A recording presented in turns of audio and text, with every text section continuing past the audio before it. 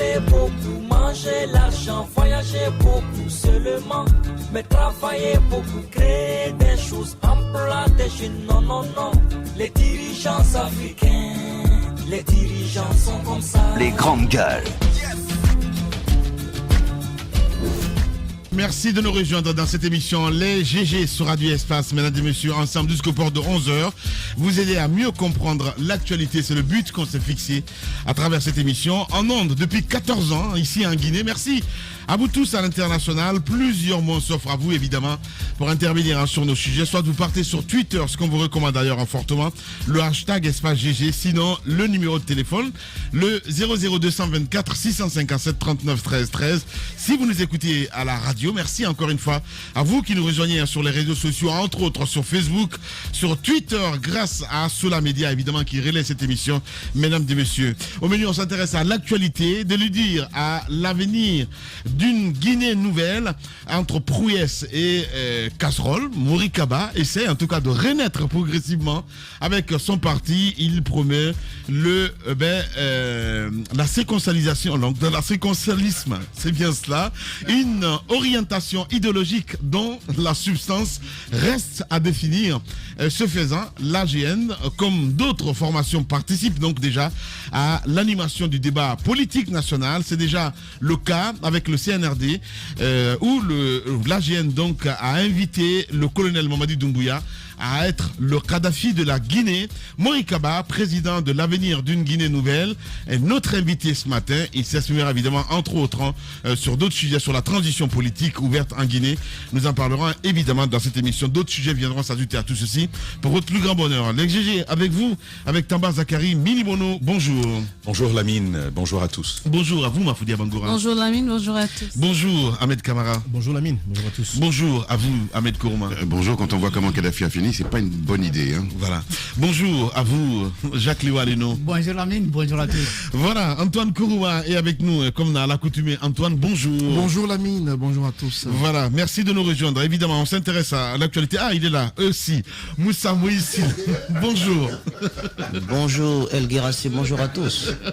Comment ça va ce matin, Moussa? Ça va très bien. Dieu merci. Ouais, je me porte bien. Ça t'apprendra à ne pas venir en retard, Moussa. Hein? Et arrêtez de m'accuser chaque matin. J'étais là.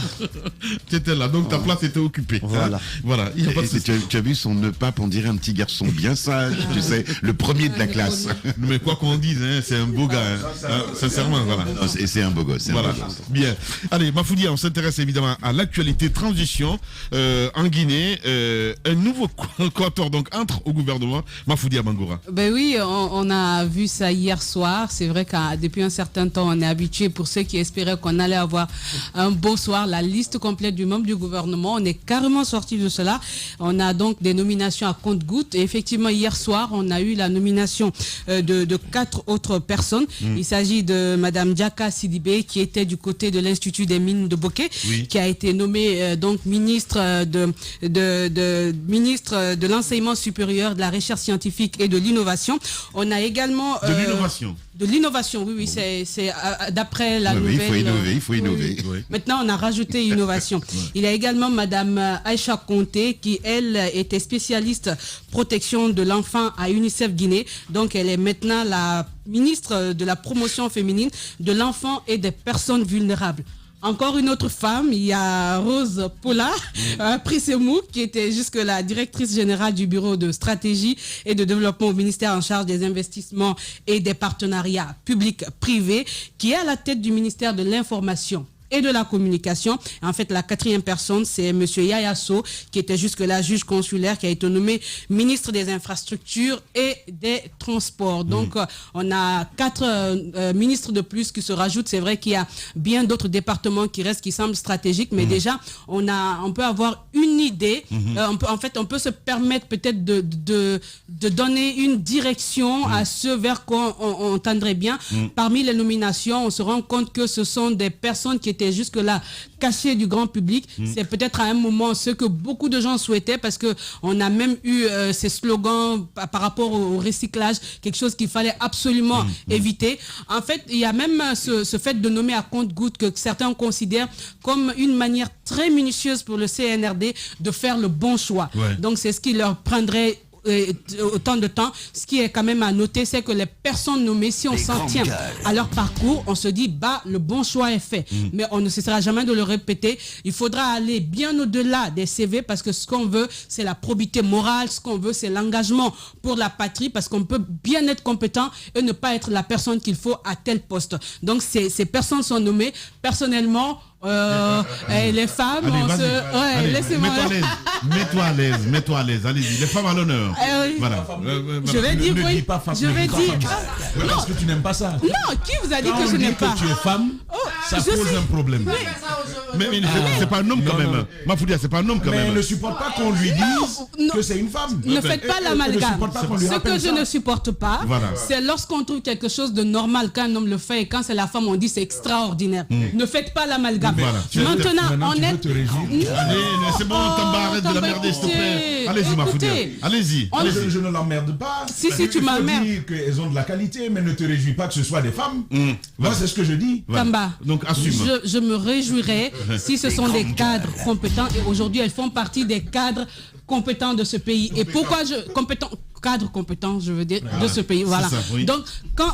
Féministe ton langage. Ah non, Féministe ton surtout pas, langage. c'est ce que je veux dire. Alors, pour terminer rapidement, ces femmes, pourquoi je me réjouis, c'est vrai qu'ils semblent étonnés, mais c'est vrai que ce sont des femmes, elles sont jeunes et on ne cessera jamais de le dire ainsi. Si on se met simplement, on aura... C'est pas un piège. Si elles sont compétentes, elles n'ont qu'à simplement travailler, c'est le résultat qui compte, c'est le résultat qui déterminera. Et le regard qu'on aura pour ces femmes, on ne le fera pas parce qu'elles sont femmes, on le fera pour tous les Guinéens parce que ce sont des cadres qui doivent travailler. C'est mon apport. Et j'espère que tous les Guinéens dans l'ensemble qui seront nommés, on ira vers ce travail que tout le monde sollicite en espérant que Tamba va me lâcher sur ça. Évidemment, lâche les pompes. Allez-y, Jacques Levaleno.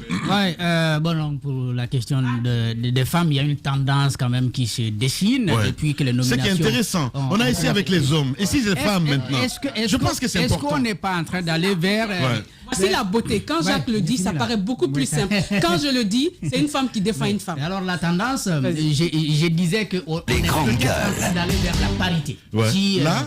Vers la parité. La parité, parce que, pardon. Parce que nous avons 6 hommes nommés, 5 femmes nommées depuis que ça a commencé. Donc si ça se poursuit comme ça, peut-être on pourrait aller vers la parité.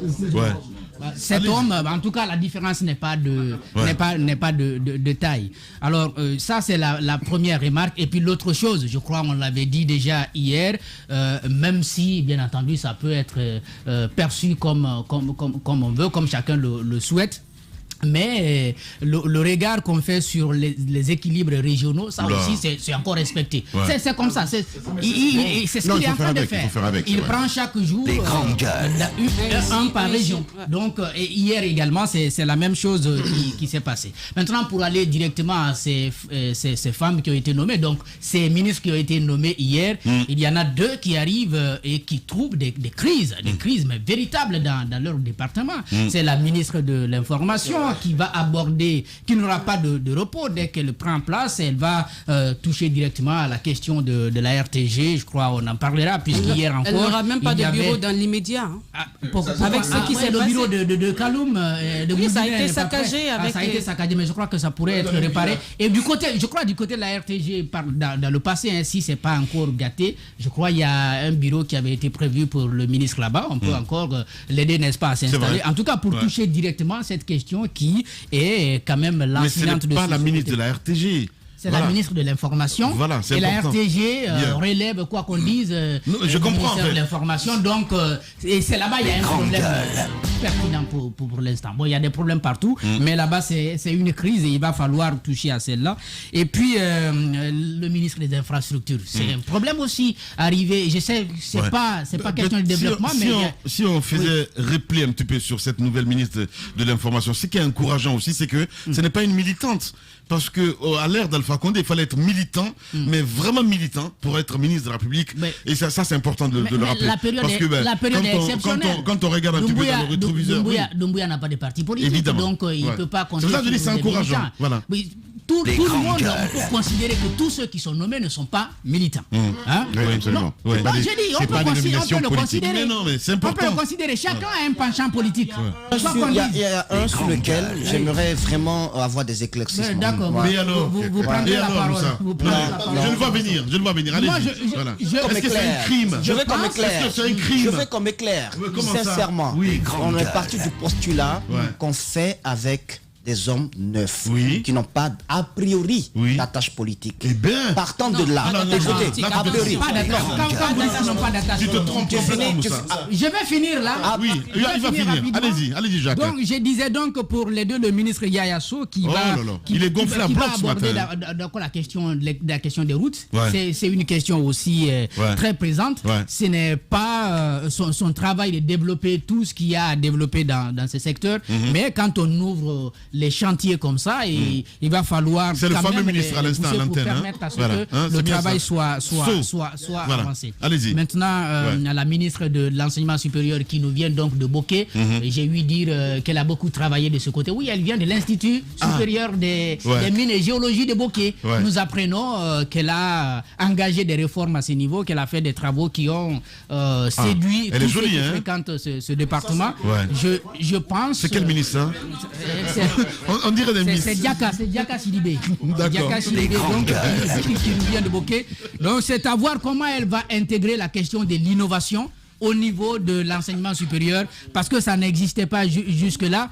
Et il y a des réformes véritables à engager. Ce n'est pas le développement, encore une fois, mais il y a du travail à faire pour que le travail de l'innovation qu'on souhaite avoir, pour une fois, au niveau de l'enseignement supérieur, puisse être possible. Il y a la question de la recherche scientifique aussi. Ça avait été évoqué déjà dans le gouvernement d'Alpha Condé. Il n'y avait pas de travail dans ce sens. On s'occupait seulement des étudiants. On ne s'occupait pas de la recherche scientifique. Et au niveau de l'enseignement supérieur, au niveau supérieur, si vous n'avez pas de recherche scientifique, il faut dire qu'il n'y a rien il n'y a pas de création, donc il n'y a pas de progrès enviable. Voilà, Jacques Liwa Leno. Allez-y, Ahmed Kourouma. D'abord, moi, franchement, je suis un homme heureux ce matin, pour plusieurs raisons. Parce que j'ai été écouté par rapport à certaines choses. Et je suis content parce que ça fait partie de l'image de la République. Cotoria, Cotoria n'existe plus là. Non, mais Cotoria, c'est important. L'image de la République. Il parle de la présidence. Ah non, mais il a dit Cotoria, il a bien décrit. Donc, je remercie. Merci beaucoup. Je remercie les autorités de l'avoir entendu parce que c'est l'image de notre pays à l'extérieur et à l'intérieur. C'est important. Tu es remonté à bloc ce matin. Un don de promotion. Ensuite, petite sœur, je vois que tu as une sourire, mais moi aussi j'ai le sourire pour plusieurs raisons. D'abord, ils sont en train de tenir leur promesse, c'est-à-dire qu'ils sont en train de moderniser l'appareil politique, en tout cas l'appareil ministériel guinéen. Et rajeunir aussi avec des compétences. Et on l'a dit hier, je vais le redire, c'est important que les organisations internationales, l'ONU, les grandes institutions mondiales aient en face d'eux des hommes et des femmes qui savent de quoi ils parlent.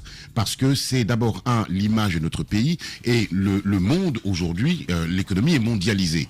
Donc lorsque tu as un ministre des Finances ou un ministre pour l'enfance ou un ministre de l'Intérieur, que ce que tu veux, qui ne sait pas de quoi il parle, qui a été nommé juste parce qu'il appartient à une obédience politique, ça fait tâche et notre pays en souffre. Donc j'espère que effectivement leur CV est assez impressionnant. Ils vont nous représenter dignement au niveau des instances internationales, parce que les fonctionnaires internationaux, quand ils ont en face des gens comme ça, ils partent, on parle d'égal à égal. Et il n'y a pas de complexe. Il faut décomplexer le Guinéen. On décode. Voilà, on décode. Et puis, je veux dire, on est quand même le pays qui a dit non au général de Gaulle, mais bizarrement, moi je le vois dans le comportement de nos concitoyens, on est complexé face aux Libanais, on est complexé face aux Blancs, et ça devient insupportable. Donc, voilà, l'image que le président Doumbouya est en train d'envoyer au reste du monde et aux Guinéens en particulier, c'est d'abord la modernisation. Et puis alors, tout le monde lui donne des références, Rowling, etc. Je pense, pour ma part, parce que moi j'ai une grande admiration pour un président en Afrique qui s'appelle Paul Kagame, qui a été le premier à imposer la parité homme-femme, d'abord à l'Assemblée nationale, et puis ensuite dans son gouvernement. Et il est en train, effectivement, puisqu'on parle de référentiel, il est en train de prendre cette voie-là. Et je souhaite de toutes mes forces qu'il développe la Guinée comme le Rwanda aujourd'hui est développé, non seulement en termes d'infrastructures routières, sanitaires, économiques, tout ce que tu veux. Si on arrive à vraiment à être le Rwanda de l'Afrique de l'Ouest, vraiment je dirais merci monsieur le président Doumbouya. Dernière chose qui est pour moi très importante, je vois poindre et là justement des discours dont on a soupé depuis très longtemps, c'est-à-dire respecter l'équilibre les équilibres régionaux, etc. Il y a des symboles en politique et puis surtout des symboles qui ne se disent pas. Oui, on sait comment notre pays fonctionne.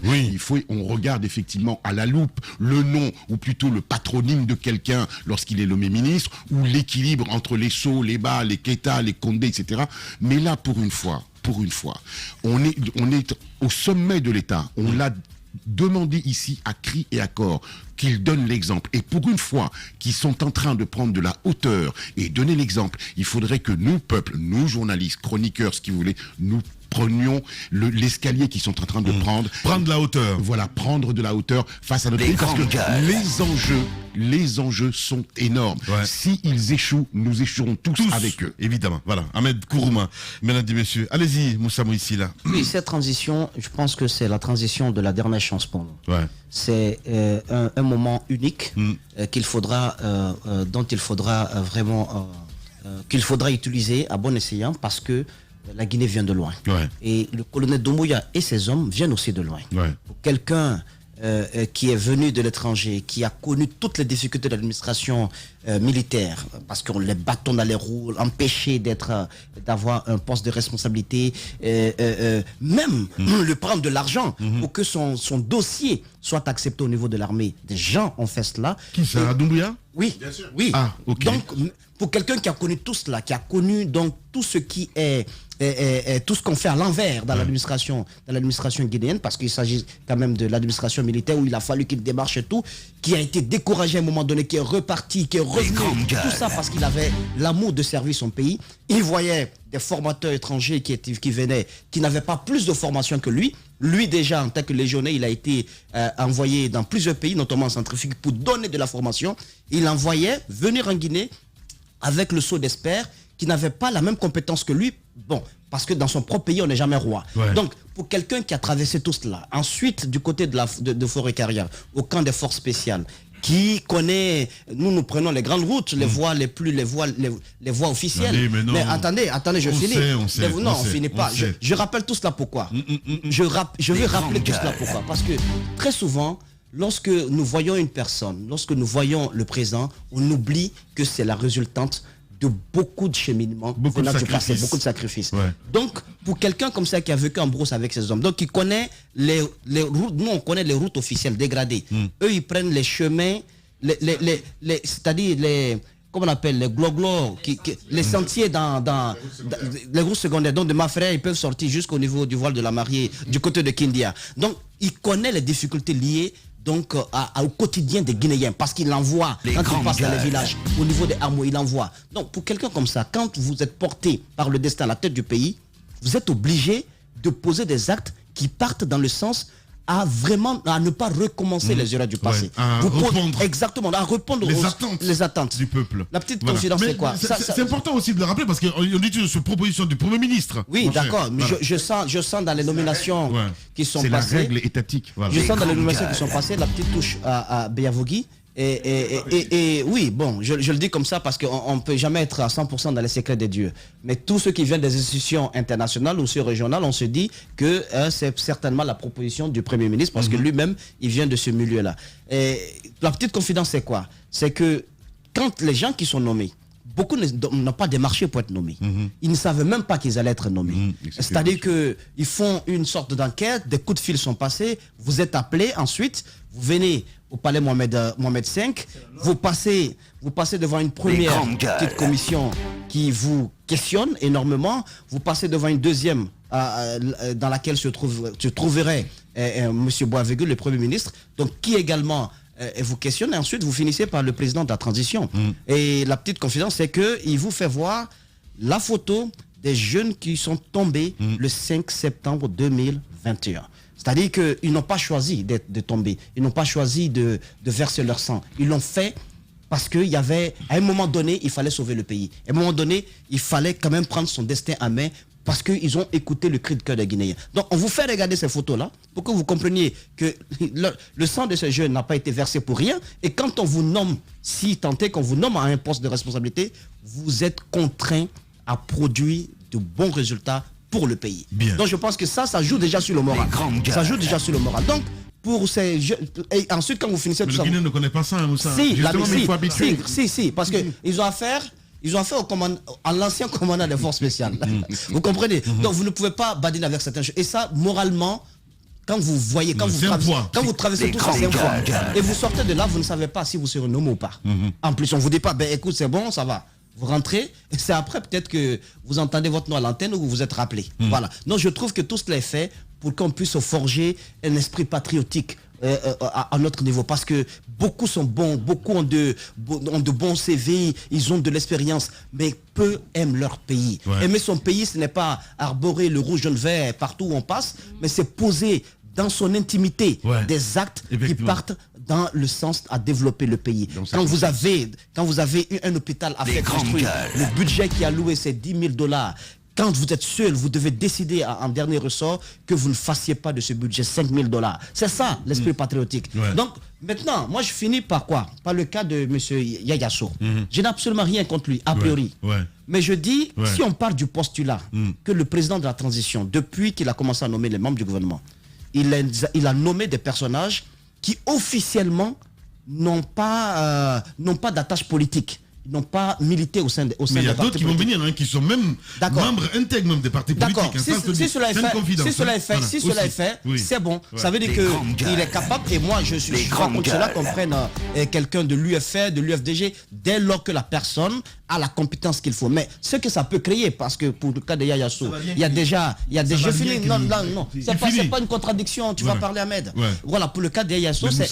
Non, mais laisse-moi finir la démocratie dans ce studio quand même. Mais je ne sais pas, il va parler. Pour ne pas qu'il me coupe et qu'on pense que je suis contre quelqu'un. Je ne suis pas contre lui. J'essaie de développer un peu. Il faut quand même prendre en compte la vie de tout le monde. Donc pour le cas de ce monsieur, il y a un parti, il y a des partis qui sont tous en compétition. Alors, quand les autres partis politiques disent « Ah, mais attention, nous sommes en train de favoriser. » Parce que celui qui a été pris là, il a milité à un moment donné au sein de l'Union des forces démocratiques. Et alors Lamine, laisse-moi finir. Donc quand ces partis politiques le disent, ils disent mais nous aussi, nous avons de la compétence, nous avons de la ressource humaine, nous avons des gens capables aussi d'être représentés. Donc en ce moment-là, c'est légitime leur question. Mais ça ne veut pas dire, je ne dis pas ça pour dire que ceux qui sont au sein des partis politiques n'ont pas le droit d'être nommés au sein du gouvernement. Je ne le dis pas. Mais je dis que si c'est fait pour un, ça doit être fait pour tout le monde. Parce que c'est cela. Parce que c'est comme ça. La compétence, elle est partout. Pourquoi je le dis? Le cas des nominations par région. Moi, je ne suis pas contre. Je trouve que c'est une bonne stratégie. Parce que quoi qu'on fasse, on ne peut pas oublier le fait qu'il y a dans chaque communauté, dans chaque ethnie, des compétences. Il y a des compétences partout.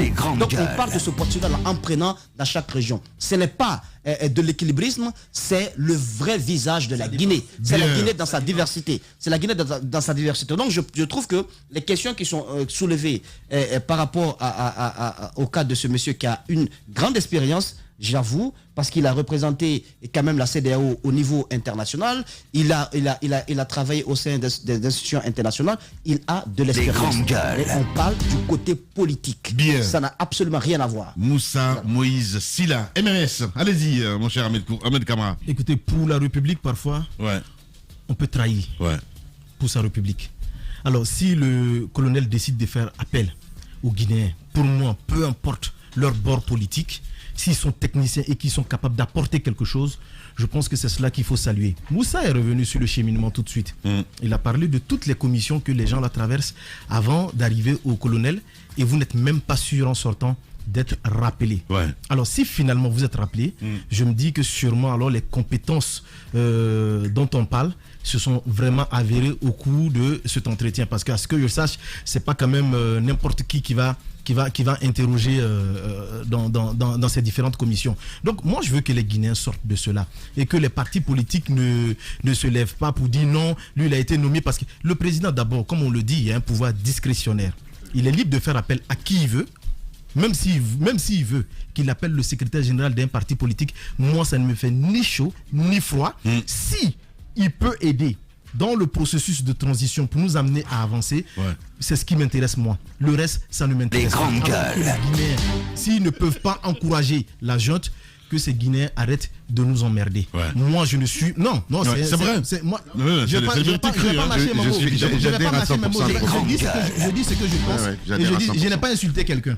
J'ai parlé mon français et je continue. J'ai dit... Voilà, c'est aussi simple que ça. Donc moi, je ne suis pas dans ce genre de situation. Alors ceux qui sont nommés, comme je l'ai signalé hier, Mafoudia est encore revenu là-dessus. C'est vrai, ils ont des compétences, mais qu'on essaie quand même de leur donner la possibilité de pouvoir prouver ce dont ils sont capables. Si, je vais toujours insister là-dessus, si on les empêche, ben, ils ne pourront pas, malgré tout ce qu'ils ont comme bagage. Et les réformes sont difficiles. Ces gens qui sont venus feront des réformes. Ils feront des réformes et des gens vont se lever après la nomination de tout le gouvernement pour dire c'est rentré ici, c'est sorti ici. Nous sommes aux aguets, nous regardons. Il y a eu beaucoup de laissés-aller et ces laissés-aller seront corrigés. Juste une chose, même si tout n'est pas corrigé. Ahmed, il faut juste nommer des ministres, c'est parfait. Merci. Mais il faut juste qu'on leur donne la latitude pour former leur cabinet. C'est sur ça qu'on insiste. Voilà. Et voilà, donc je pense que le message est parti. Sachant raison garder, c'est la Guinée qui gagne. Ce sont des Guinéens qui sont nommés. Ben, si on peut les accompagner, accompagnons-les. Si on ne peut pas les accompagner, ben, restons chez nous. Voilà, allez. Ben, il faut comprendre aussi la position de Moussa. C'est l'alerte qu'il donne parce qu'on est tellement dans des calculs bizarres dans notre pays que c'est juste extraordinaire. Donc, ce n'est pas du tout contre un parti politique. Et ça, c'est important pour la précision. Allez-y. Je crois que la précision, elle est importante. Mais surtout, la méthode choisie pour nommer les membres du gouvernement. Si dans le passé ça a été politique, si ça a été pour des calculs, pour voir qui a mouillé le maillot, qui ne l'a pas fait, à ce jour, nous ne sommes pas dans ce cas de figure. On constate qu'il y a des recherches, qu'il y a des fouilles. Donc le retard accusé pour nommer les gens l'a été sur la base de recherches et d'études de dossiers. Effectivement. Je crois que c'est assez justifié. Enquête de moralité. Si j'apprends que les ministres nommés passent devant une commission, ce qui n'était pas le cas avant, j'estime qu'il y a une avancée en Guinée. Évidemment. Avant, un soudeur pouvait se retrouver ministre de la République. C'est vrai. On a vu des gens te consulte même pas. On a vu des gens dans ce pays qu'on ne pouvait pas imaginer être ministre. Il y a un ministre qui était à moto. Justement. C'est là-bas qu'il a. Des grandes gueules. C'est la sécurité. Donc, il y en a eu beaucoup comme ça. Et derrière les résultats, on a vu. Et donc, si aujourd'hui, nous apprenons que la plupart de ceux qui sont nommés, c'est parce qu'il y a des gens qui ont fait des enquêtes et qui ne savaient même pas qu'ils seraient nommés ministres. Ils le sont aujourd'hui. On pense qu'il y aura du sérieux dans ce qui va se faire. De l'autre côté, j'ai vu hier le colonel Amara Camara, le nouveau visage ou la nouvelle méthode, le design qui est derrière. Je trouvais ça, on doit à notre Ahmed Kourouma quand même. C'était joli ce que j'ai vu. Le seul hic, c'est le fait qu'il y ait des coupures dans la lecture. Des grandes gueules. C'est bon de le faire, mais il faut le faire dans les normes. Je constate. On l'a vu venir. Vas-y, la communication. C'est un conseil que je donne. J'ai bien compris. Je pense qu'on prendra ça. Voilà, on a bien compris. On n'a pas besoin de couper dans la lecture. Que ce soit une lecture. Mais c'est un militaire, mon gars. Non, c'est pas lui qui fait, c'est la communication qui le fait. Il doit faire une lecture continue.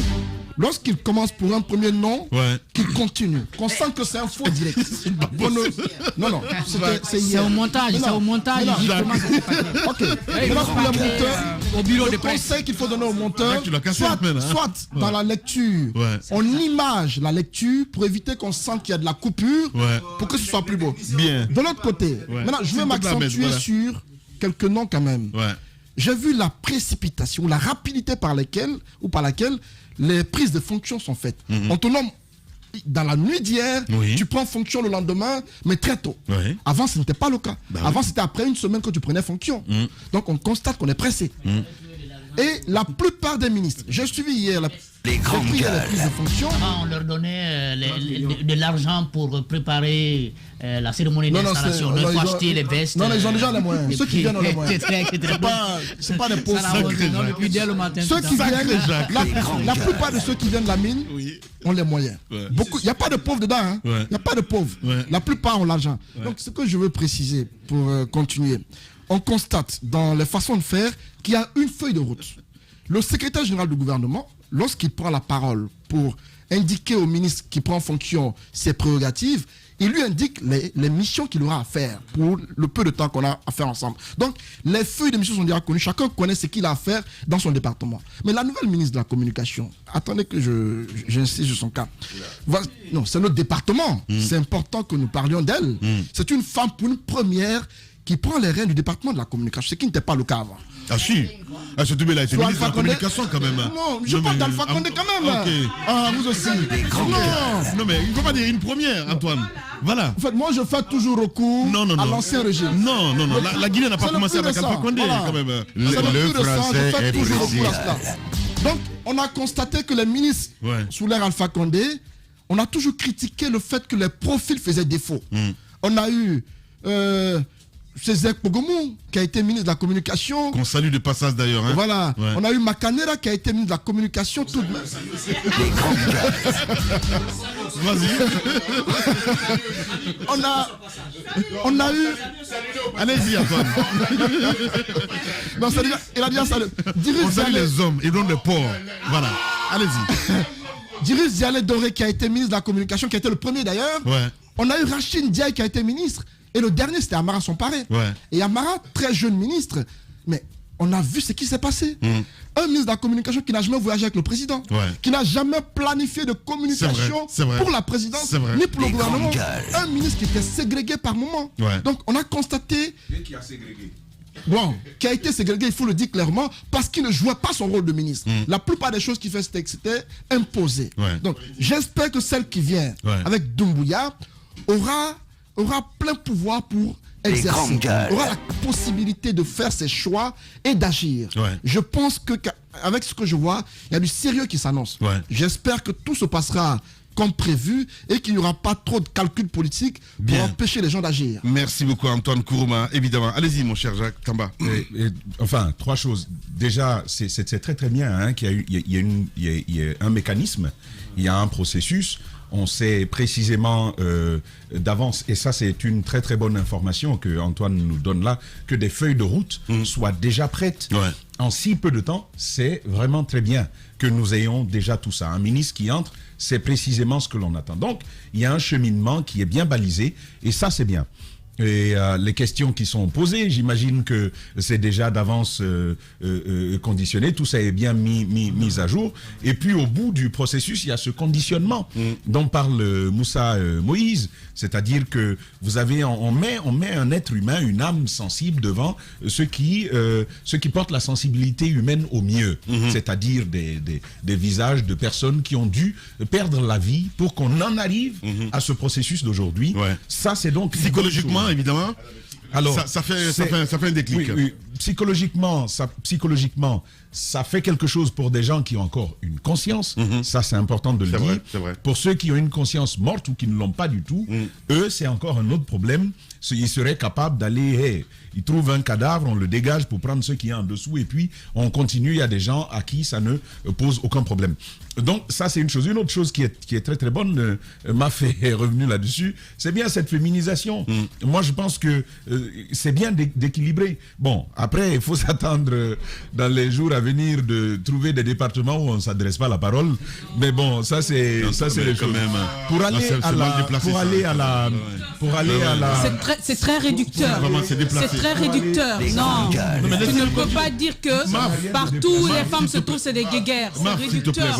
Allez-y, ça n'a rien à voir. Ça n'a rien de déplacé. Bien, allez-y. Ça n'a rien de déplacé. Et malheureusement, ce n'est que pour rire, Maf. Voilà. Ce n'était que pour rire. Allez-y. Ce n'était que pour rire. Allez-y, on a compris, mon Dieu. Voilà. Je vois un petit peu les associations là qui vont se mettre sur toi. Non, ce sera bienvenu. Je le redis encore une fois, c'est même pas une première fois que l'on entend cette façon de rigoler sur la sensibilité de la femme. Et oui, ce sont des êtres plus sensibles que les hommes. Ça, c'est psychologique. Et donc, encore une fois, on va risquer de se retrouver à des départements, justement, où on ne s'adresse pas la parole. Maintenant, je vais avancer sur les choses plus sérieuses. Moi, je salue une chose. Et ces nominations, vous avez vu, c'est au 4x4 qu'on est en train d'avancer, Forêt et tout. Moi, ce que je salue, c'est qu'on ait pour une fois une autorité politique qui n'est pas dans le déni, de la réalité. Chaque fois qu'on a eu un leader politique ici et qu'on lui a posé la question ethnique, La formule toute faite, c'est de nous dire, il n'y a pas de problème ethnique en Guinée. Il n'y a pas ceci, il n'y a pas d'ethnocentrisme en Guinée. Pourtant, c'est les mêmes qui sont les premiers à crier à l'exclusion par l'ethnie.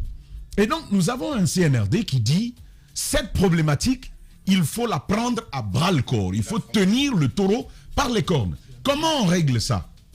Ils se disent, il faut déjà équilibrer. Il n'y a pas que de compétents, il n'y a pas de compétents qu'en Haute-Guinée, ou en forêt, ou au Fouta. On se dit, il y en a partout. Autant aller prendre partout parce que nous sommes tous Guinéens.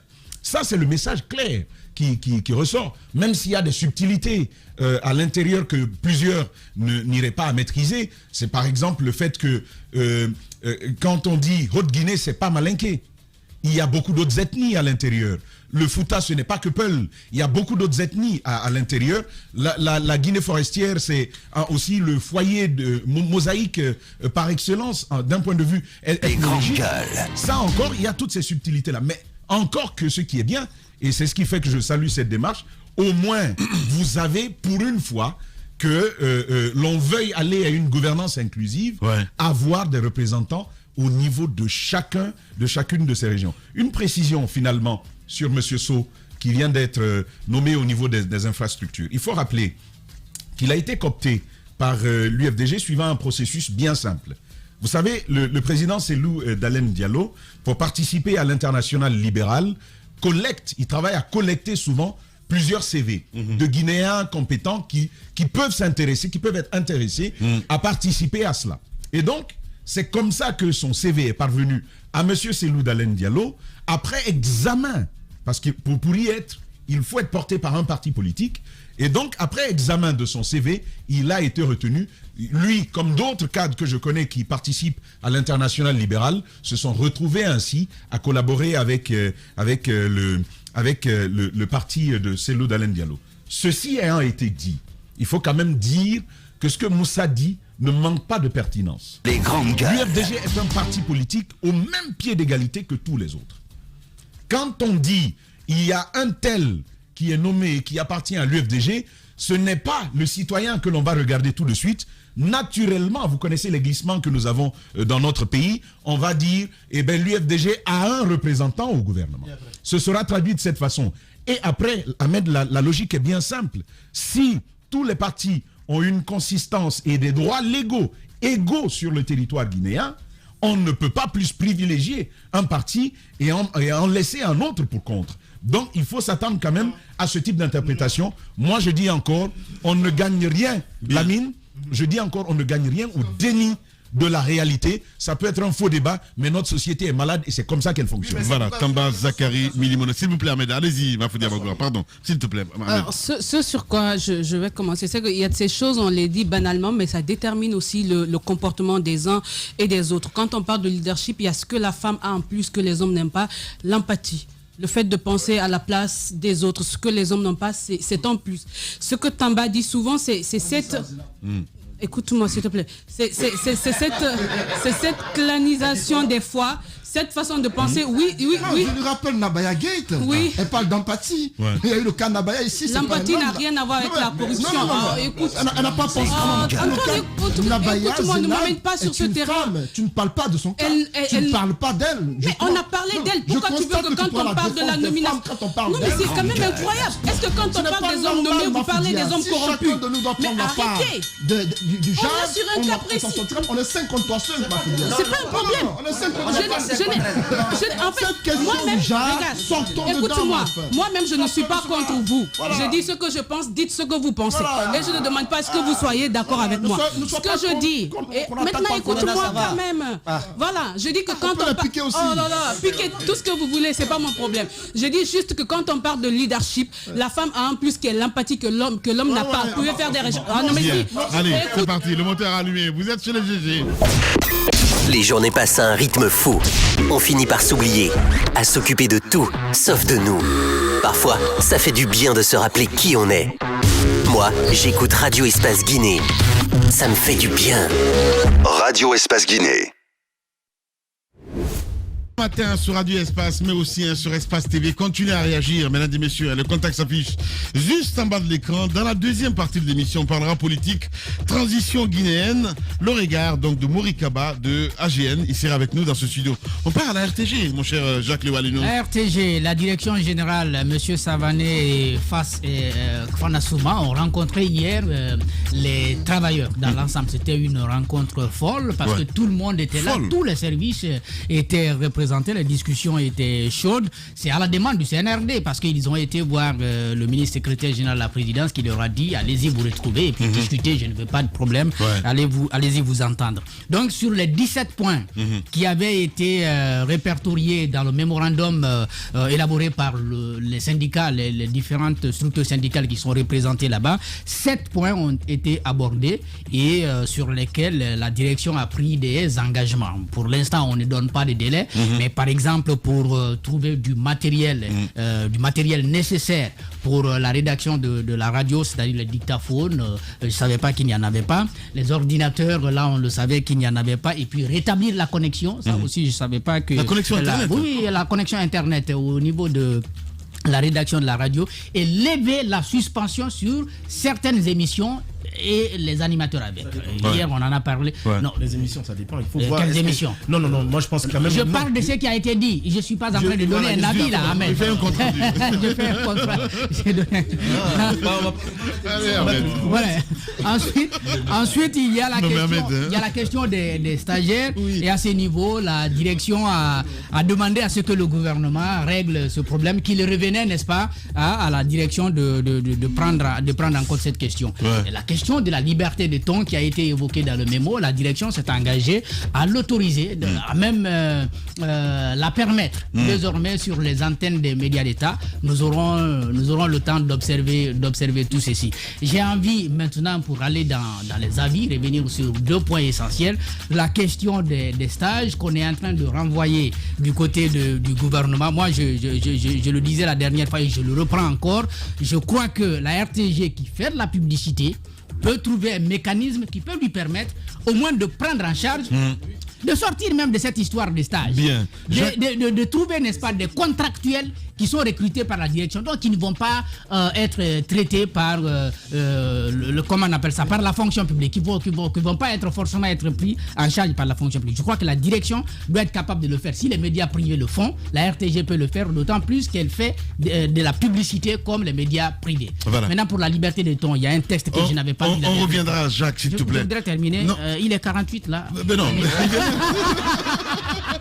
Oui, parce qu'on a 12 minutes d'écran en fait, Jacques. D'accord. Voilà. À la reprise donc. Voilà, à la reprise. Jacques Lewalino évidemment avec nous. On reviendra dans la deuxième partie de l'émission. Mesdames et messieurs, on parlera forcément politique ce matin avec Mori Kaba. Il est le président de AGN. Il sera avec nous dans ce studio. Le temps d'une pause et on reviendra évidemment pour continuer l'émission. Merci de nous rejoindre sur Radio Espace.